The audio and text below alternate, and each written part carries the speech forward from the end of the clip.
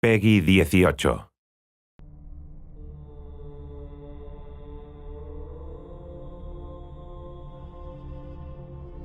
The improvisation engine is a series of interwoven systems that ensure that the game has plenty of variety and challenge for the player. When we're developing a quest, for example, in Underworld Ascendant, we don't have a specific idea in mind of what actions the player is going to take to overcome those challenges, to meet the goals of the quest. It's really just about putting the player in an environment, in a situation with some goals, and with a variety of tools. And it's up to them to find the solution. You have these systems in the game that interact with each other. So imagine an engine running and it has spinning gears, and you throw a monkey wrench into it. And that monkey wrench is going to mess up this gear, and it's going to cause a chain reaction from gear 2 all the way up to gear 4. So basically, it's systems that are doing things, and you are the one messing with the systems that are running regardless of you being there or not.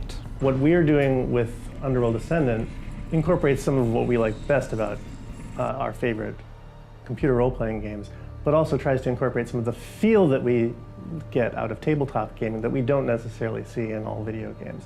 And that, for us, has a lot to do with, again, the freedom of choice that you have in a tabletop setting, the improvisational, inventive feel of gameplay, right, where you just have a game master who's presenting situations to the players, right, and whatever solution you can come up with in the context of the tools available to you is there for you to pursue.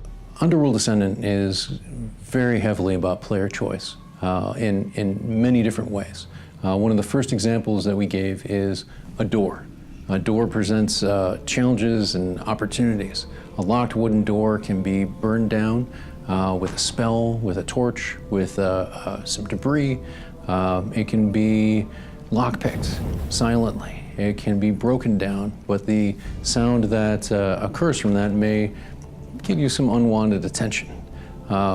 Imagine those sort of interactions spread throughout a world that is also has a sort of cascading reactions on top of that. And you can get a sense of the different opportunities and the different challenges that may present. One of the tools that we give the player is this sort of gluey ball that you get from certain plants in the underworld. So one of our playtesters found an application for this, trying to get past some of our traps. I had imagined one solution there where, one thing you could do is just foul the trap by finding some monkey wrench to throw in the trap. Instead, she noticed the way the trap was seated in the world, right? There's a point where this trap is moving and there's a seam where it meets the stone floor. She lines up, hits exactly on that seam with the glue ball, and manages to glue the trap to the floor so that it cannot move. And then she waltzes by. Players love to change everything in the world. It's called agency. So agency is my player's ability to affect things in the world. And so the more that we allow players to mess with the world, even if it looks kind of broken, I think that's great. I love it because it means that players have way more to do in that game. One of the best things about the improvisation engine to me is the replayability. The idea that I can come back to a level and have a widely different experience with different quest goals, different creatures that I'm fighting, different creatures that are there that are potentially helpful.